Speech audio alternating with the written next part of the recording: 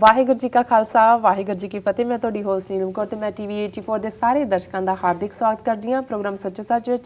ਰੋਜ਼ਾਨਾ ਦੀ ਤਰ੍ਹਾਂ ਤੁਹਾਡੇ ਤੇ ਸਾਡੇ ਹਰਮਨ ਪਿਆਰੇ ਡਾਕਟਰ ਅਮਰਜੀਤ ਸਿੰਘ ਮੇਰੇ ਨਾਲ ਬੈਠੇ ਹੋਏ ਨੇ। ਆਓ ਉਹਨਾਂ ਨਾਲ ਮਿਲ ਕੇ ਪ੍ਰੋਗਰਾਮ ਸ਼ੁਰੂ ਕਰਦੇ ਹਾਂ। ਜੀ ਡਾਕਟਰ ਸਾਹਿਬ ਅੱਜ 18 ਅਪ੍ਰੈਲ 2014 5 ਵਿਸਾਖ ਨਾਨਕਸ਼ਾਹੀ ਸੰਮਤ 546 ਦਾ ਦਿਨ ਹੈ। ਇਸ ਤੋਂ ਪਹਿਲਾਂ ਕਿ ਮੈਂ ਆਪਣੇ ਦਰਸ਼ਕਾਂ ਵੱਲੋਂ ਆਈਆਂ ਈਮੇਲਸ ਮੈਸੇਜ ਨੂੰ ਪੜ੍ਹਾਂ, ਤੁਸੀਂ ਸਾਡੇ ਦਰਸ਼ਕਾਂ ਨਾਲ ਅੱਜ ਦਾ ਕੋਈ ਅਹਿਮ ਮੁੱਦਾ ਸਾਂਝਾ ਕਰਨਾ ਚਾਹੁੰਦੇ ਹੋ? जी सब तो पहला तो मैं इस गल ਲਈ ਖਿਮਾ ਚਾਹਾਂਗਾ ਦਰਸ਼ਕਾਂ ਤੋਂ ਸਰੋਤਿਆਂ ਤੋਂ ਜੀ ਕਿ ਪਿਛਲੇ ਦਿਨਾਂ 'ਚ ਅਸੀਂ ਇੱਕ ਖਬਰ ਤੇ ਆਧਾਰਿਤ ਜਿਹੜੀ ਖਬਰ ਦਮਦਮੀ ਟਕਸਾਲ ਦੇ ਲੈਟਰ ਹੈਡ ਦੇ ਉੱਤੇ ਸੀ ਇਹ ਜਾਣਕਾਰੀ ਦਿੱਤੀ ਸੀ ਕਿ ਉਹਨਾਂ ਨੇ ਦਮਦਮੀ ਟਕਸਾਲ ਦੇ ਮੁਖੀ ਬਾਬਾ ਹਰਨਾਮ ਸਿੰਘ ਧੁੰਮਾ ਜਿਹੜੇ ਕਿ ਸੰਤ ਸਮਾਜ ਦੇ ਮੁਖੀ ਨੇ ਜੀ ਕਿ ਉਹਨਾਂ ਨੇ ਇਹ ਕਿਹਾ ਕਿ ਵੀ ਉਹ ਆਉਂਦੀਆਂ ਪਾਰਲੀਮੈਂਟ ਚੋਣਾਂ ਦੇ ਵਿੱਚ ਸ਼੍ਰੋਮਣੀ ਅਕਾਲੀ ਦਲ ਅੰਮ੍ਰਿਤਸਰ ਨੂੰ ਹਮਾਇਤ ਦੇਣਗੇ ਜੀ ਔਰ ਉਸ ਦੇ ਵਿੱਚ ਇਹ ਵੀ ਕਿਹਾ ਗਿਆ ਸੀ ਕਿ ਕਾਂਗਰਸ ਇਸ ਲਈ ਸਿੱਖ ਦੁਸ਼ਮਣ ਜਮਾਤ ਹੈ ਕਿ ਉਸ ਨੇ ਘੱਲੂਘਾਰੇ ਵਰਤਾਏ, ਬੀਜੇਪੀ ਇਸ ਲਈ ਜਿਹੜੀ ਹੈ ਉਹ ਨਫ਼ਰਤ ਦੀ ਤਿਰਸਕਾਰ ਦੀ ਪਾਤਰ ਹੈ ਕਿ ਉਹਨੇ ਕਾਂਗਰਸ ਦਾ ਸਾਥ ਵੀ ਦਿੱਤਾ ਜੀ ਔਰ ਸੰਤ ਜਰਨੈਲ ਸਿੰਘ ਖਾਲਸਾ ਪਿੰਡਾਂ ਵਾਲਿਆਂ ਲਈ ਜਿਹੜਾ ਸ਼ਬਦ ਮੈਂ ਖਾਸੋ ਰਾਖਸ਼ਸ ਵੀ ਤੱਕ ਵੀ ਉਹਨਾਂ ਨੇ ਸ਼ਬਦ ਵਰਤੇ ਔਰ ਇਹ ਸਭ ਤੋਂ ਬਾਅਦ ਉਹਨਾਂ ਨੇ ਵੋਟਾਂ ਨੂੰ ਇਹ ਅਪੀਲ ਕੀਤੀ ਸੀ ਕਿ ਸ਼੍ਰੋਮਣੀ ਅਕਾਲੀ ਦਲ ਅੰਮ੍ਰਿਤਸਰ ਹੀ ਤੁਹਾਡੀ ਵੋਟ ਦਾ ਹੱਕਦਾਰ ਹੈ ਔਰ ਉਹਨਾਂ ਨੇ ਕਿਹਾ ਵੀ ਕਿਉਂਕਿ ਬਾਦਲ ਜਿਹੜਾ ਹੈ ਇਹ ਬੀਜੇਪੀ ਦੇ ਨਾਲ ਲੱਗਾ ਹੋਇਆ ਹੈ ਔਰ ਇਹ ਐਂਟੀ ਸਿੱਖ ਪਾਰਟੀ ਹੈ ਇਸ ਲਈ ਇਹ ਵੀ ਸਿੱਖ ਕੌਮ ਦਾ ਨੁਕਸਾਨ ਕਰ ਰਿਹਾ। ਸੋ ਜਦੋਂ ਅਸੀਂ ਇਸ ਖਬਰ ਨੂੰ ਜਿਹੜੀ ਕਿ ਸਾਹਮਣੇ ਆਈ ਉਸ ਨੂੰ ਅਸੀਂ ਮੂਲ ਰੂਪ ਦੇ ਵਿੱਚ ਪੜ੍ਹਿਆ, ਲੈਟਰ ਹੈਡ ਵੀ ਠੀਕ ਲੱਗਦਾ ਸੀ, ਥੱਲੇ ਦਸਤਖਤ ਵੀ ਉਹਨਾਂ ਦੇ ਉਸ ਕਿਸਮ ਦੇ ਸੀ ਜਿਸ ਕਿਸਮ ਦੇ ਉਹਨਾਂ ਦੇ ਬਾਕੀ ਸਟੇਟਮੈਂਟਸ ਤੇ ਲੱਗਦੇ ਨੇ ਜੀ ਔਰ ਉਦੋਂ ਅਸੀਂ ਥੋੜ੍ਹਾ ਜਿਹਾ ਇਸ ਦੇ ਉੱਤੇ ਖਦਸ਼ਾ ਜ਼ਾਹਰ ਕੀਤਾ ਸੀ ਕਿ ਕੀ ਇਹ ਨਾ ਹੋਏ ਕਿ ਇਸ ਗੱਲ ਨੂੰ ਸੌਦੇਬਾਜ਼ੀ ਲਈ ਵਰਤਿਆ ਜਾ ਰਿਹਾ ਹੋਏ ਔਰ ਅਸੀਂ ਇਹ ਵੀ ਕਿਹਾ ਸੀ ਕਿ ਵੀ ਅਸੀਂ ਇਸ ਗੱਲ ਦੇ ਲਈ ਬਿਲਕੁਲ ਵਚਨਬੱਧ ਹਾਂ ਕਿ ਜੇ ਉਹ ਇਸ ਸਟੇਟਮੈਂਟ ਦੇ ਉੱਤੇ ਧੜੱਲੇ ਨਾਲ ਖਲੋਣਗੇ ਤੇ ਅਸੀਂ ਪੂਰੀ ਉਹਨਾਂ ਨੂੰ ਹਮਾਇਤ ਦੇਵਾਂਗੇ ਜੀ ਪਰ ਸਾਡਾ ਜਿਹੜਾ ਫੀਅਰ ਸੀ ਜਾਂ ਸਾਨੂੰ ਜਿਹੜਾ ਖਦਸ਼ਾ ਜਾਂ ਡਰ ਸੀ ਉਹ ਸਹੀ ਨਿਕਲਿਆ। ਉਹਨਾਂ ਨੇ ਇਸ ਸਟੇਟਮੈਂਟ ਨੂੰ ਇਹ ਕਹਿ ਕੇ ਕਿ ਇਹ ਬਿਲਕੁਲ ਜਾਲੀ ਸਾਡਾ ਪੈਡ ਚੋਰੀ ਹੋ ਗਿਆ ਸੀ ਉਸ ਦੇ ਉੱਤੇ ਕੋਈ ਨਾਂ ਵੀ ਦਿੱਤਾ ਉਹਨਾਂ ਨੇ ਕਿ ਉਹਨੇ ਇਹ ਸਟੇਟਮੈਂਟ ਲਿਖੀ ਹੈ ਔਰ ਅਸੀਂ ਕਾਨੂੰਨੀ ਕਾਰਵਾਈ ਕਰਾਂਗੇ।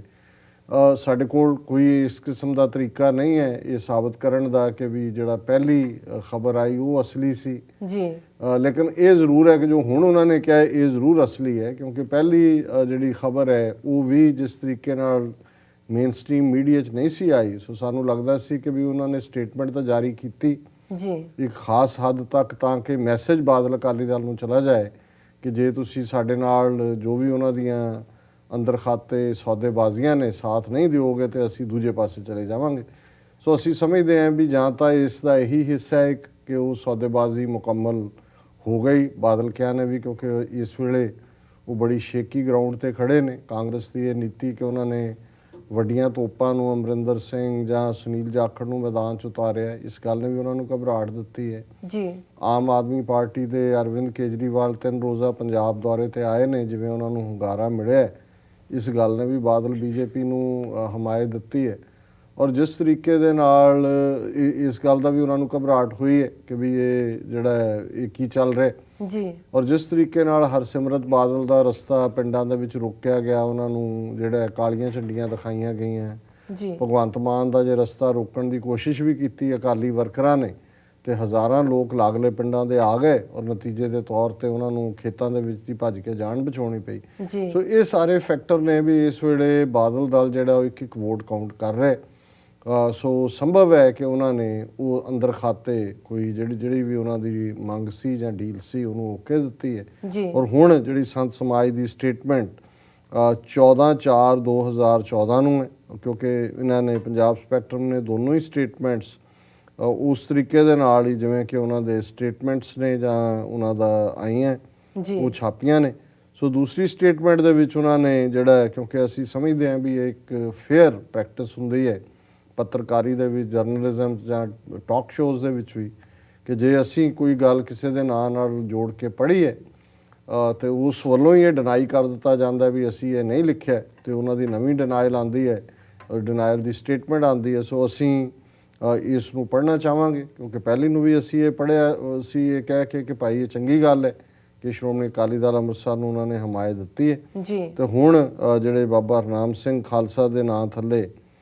ਇਹ ਸਟੇਟਮੈਂਟ 14 ਅਪ੍ਰੈਲ ਨੂੰ ਜਾਰੀ ਹੋਈ ਹੈ ਜੀ ਔਰ ਉਹਦੇ 'ਚ ਉਹਨਾਂ ਨੇ ਕਿਹਾ ਕਿ ਵੀ ਅਸੀਂ ਸੰਤ ਸਮਾਜ ਵੱਲੋਂ ਸਮੂਹ ਸੰਗਤਾਂ ਨੂੰ ਬੇਨਤੀ ਕਰਦੇ ਹਾਂ ਕਿ ਮਿਤੀ 13/4/2014 ਨੂੰ ਸਿਮਰਨਜੀਤ ਸਿੰਘ ਮਾਨ ਦੇ ਬੰਦਿਆਂ ਵੱਲੋਂ ਮਾਨ ਦੀ ਹਮਾਇਤ ਦਾ ਬਿਆਨ ਸੰਤ ਸਮਾਜ ਦੇ ਲੈਟਰ ਪੈਡ ਦੀ ਦੁਰਵਰਤੋਂ ਕਰਦਿਆਂ ਜਾਰੀ ਕੀਤਾ ਹੈ ਜੀ ਜਿਸ ਦੀ ਅਸੀਂ ਸਖਤ ਨਿਖੇਧੀ ਕਰਦੇ ਹਾਂ ਤੇ ਉਹਨਾਂ ਅਨਸਰਾਂ ਨੂੰ ਤਾੜਨਾ ਕਰਦੇ ਹਾਂ ਕਿ ਐਸੀਆਂ ਘਟੀਆ ਹਰਕਤਾਂ ਤੋਂ ਬਾਜ਼ ਆਉਣ। ਕਮਲਜੀਤ ਸਿੰਘ ਨਾਮ ਦੇ ਵਿਅਕਤੀ ਵੱਲੋਂ ਆਪਣੀ ਫੇਸਬੁੱਕ ਤੇ ਸੰਤ ਸਮਾਜ ਦੇ ਲੈਟਰ ਪੈਡ ਨੂੰ ਡਾਊਨਲੋਡ ਕੀਤਾ ਗਿਆ ਸੀ। ਇਸ ਵਿਅਕਤੀ ਵੱਲੋਂ ਜੇ ਘਟੀਆ ਹਰਕਤ ਕੀਤੀ ਹੈ ਅਸੀਂ ਇਸ ਦੀ ਨਿਖੇਧੀ ਕਰਦੇ ਹਾਂ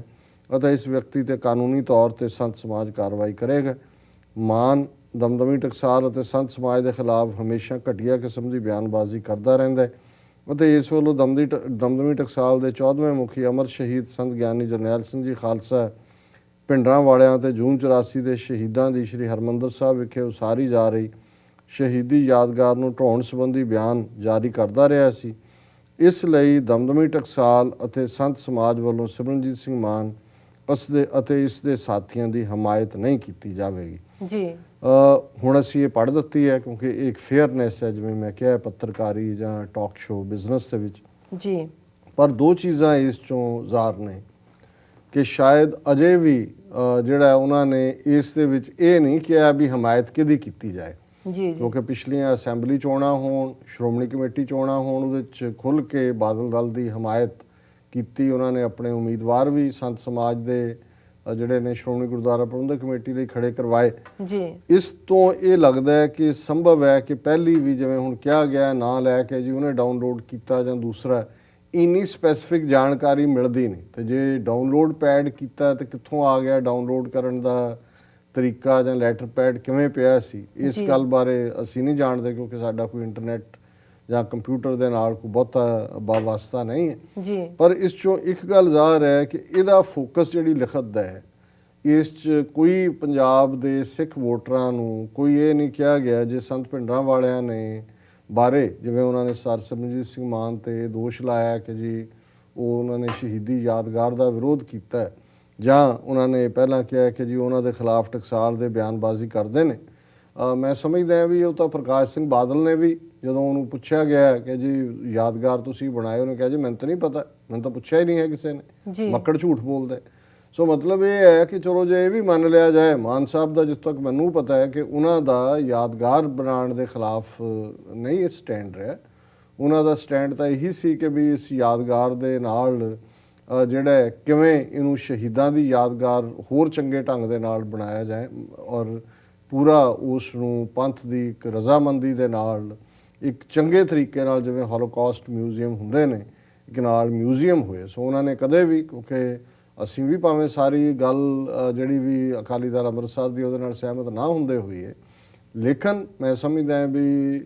ਮਾਨ ਸਾਹਿਬ ਦਾ ਸੰਤ ਜਰਨੈਲ ਸਿੰਘ ਖਾਲਸਾ ਪਿੰਡਾਂ ਵਾਲਿਆਂ ਪ੍ਰਤੀ ਜਿੰਨਾ ਸਤਿਕਾਰ ਸੀ ਹੈ, ਜਾਂ ਜਿਵੇਂ ਉਹ ਹਮੇਸ਼ਾ ਹੀ ਐਡਵੋਕੇਸੀ ਕਰਦੇ ਨੇ ਜਾਂ ਉਹਨਾਂ ਦੇ ਨਿਸ਼ਾਨੇ ਤੇ ਉਹ ਪਹਿਰਾ ਦੇ ਰਹੇ ਨੇ ਖਲੋ ਕੇ, ਜੇ ਅੱਜ ਖੁੱਲ੍ਹ ਕੇ ਖਾਲਿਸਤਾਨ ਦੀ ਗੱਲ, ਔਰ ਇਹ ਸੰਤ ਪਿੰਡਾਂ ਵਾਲਿਆਂ ਦੇ ਹੀ ਸ਼ਬਦ ਨੇ ਕਿ ਜਿਸ ਦਿਨ ਭਾਰਤੀ ਫੌਜ ਦੇ ਪੈਰ ਦਰਬਾਰ ਸਾਹਿਬ ਦੀ ਹਦੂਦ 'ਚ ਪਏ ਖਾਲਿਸਤਾਨ ਦੀ ਨੀਂਹ ਰੱਖੀ ਜਾਵੇਗੀ।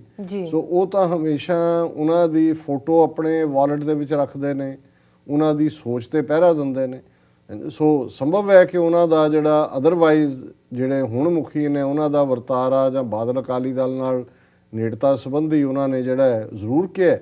ਲੇਕਿਨ ਇਹ ਉਹਨਾਂ 'ਤੇ ਚਾਰਜ ਲਾਣਾ ਕਿ ਜੀ ਉਹ ਸੰਤ ਭਿੰਡਰਾਂ ਵਾਲਿਆਂ ਦੀ ਸੋਚ ਦੇ ਖਿਲਾਫ ਨੇ ਜਾਂ ਉਹ ਵੋਟ ਦੇ ਹੱਕਦਾਰ ਨਹੀਂ ਨੇ, ਤੇ ਫਿਰ ਇਸ ਬਾਰੇ ਜੇ ਬਾਦਲ ਬਾਰੇ ਵੀ ਚਾਰ ਸ਼ਬਦ ਪਾ ਦਿੰਦੇ, ਹਾਂ ਦੇ ਜਾਂ ਨਾ ਦੇ, ਆਮ ਆਦਮੀ ਪਾਰਟੀ ਬਾਰੇ ਵੀ ਕਹਿ ਦਿੰਦੇ ਕਿ ਉਹਨਾਂ ਦਾ ਕੀ ਸਟੈਂਡ ਹੈ। ਸੋ ਸਾਨੂੰ ਇਹ ਲੱਗਦਾ ਹੈ ਵੀ ਅੰਦਰ ਖਾਤੇ ਜਿਹੜਾ ਇਹ ਸਾਰਾ ਮੁੱਦਾ ਹੈ ਕਿਤੇ ਨਾ ਕਿਤੇ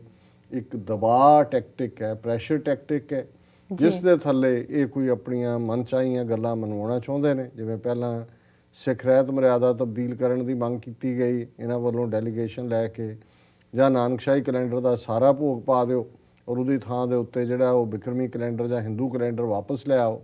ਇਹ ਮੰਗ ਕਰ ਚੁੱਕੇ ਨੇ। ਪੋਸੀਬਲ ਹੈ ਉਹਨਾਂ ਨੇ ਉਦੋਂ ਇਕਰਾਰ ਕੀਤਾ ਹੋਏ ਕਿ ਜੀ 2014 ਦੀਆਂ ਚੋਣਾਂ ਤੋਂ ਪਹਿਲਾਂ ਅਸੀਂ ਕਰ ਦਿਆਂਗੇ ਖ਼ਤਮ, ਪਰ ਜਥੇਦਾਰ ਆਨੰਦਗੜ੍ਹ ਔਰ ਜਥੇਦਾਰ ਕੇਸਗੜ੍ਹ ਸਾਹਿਬ ਅੜ ਗਏ, ਉਹ ਨਹੀਂ ਸੰਭਵ ਹੋਇਆ। ਬਾਹਰੋਂ ਵੀ ਸਿੱਖ ਸੰਗਤਾਂ ਦਾ ਪ੍ਰੈਸ਼ਰ ਪਿਆ। ਸੋ ਅਸੀਂ ਸਮਝਦੇ ਹਾਂ ਵੀ ਇਹ ਇੱਕ ਕਾਰਨ ਹੋਏਗਾ, ਉਹਨਾਂ ਨੇ ਆਪਣਾ ਦੁਬਾਰਾ ਸਟ੍ਰੈਟਜੀ ਦਿੱਤੀ ਹੈ। ਸੋ ਇਸ ਵੇਲੇ ਜਿਹੜੀ ਸੰਤ ਸਮਾਜ ਦੀ ਪੋਜੀਸ਼ਨ ਉਹਨਾਂ ਦੀ ਇਸ ਪੱਤਰਕਾਰ ਤੋਂ ਲੱਗਦੀ ਹੈ ਕਿ ਅਜੇ ਵੀ ਉਹਨਾਂ ਨੇ ਆਪਣਾ ਦਰਵਾਜ਼ਾ ਓਪਨ ਰੱਖਿਆ। ਬੇਸ਼ੱਕ ਉਹਨਾਂ ਨੇ ਅਕਾਲੀ ਦਲ ਅੰਮ੍ਰਿਤਸਰ ਨੂੰ ਤਾਂ ਬਿਲਕੁਲ ਕੰਡੈਮ ਕੀਤਾ ਔਰ ਵੋਟਾਂ ਨਾ ਦੇਣ ਲਈ ਕਿਹਾ, ਪਰ ਬਾਦਲ ਦਲ ਦੇ ਨਾਲ ਉਹਨਾਂ ਨੇ ਆਪਣਾ ਆਪਸ਼ਨਸ ਓਪਨ ਰੱਖੀਆਂ।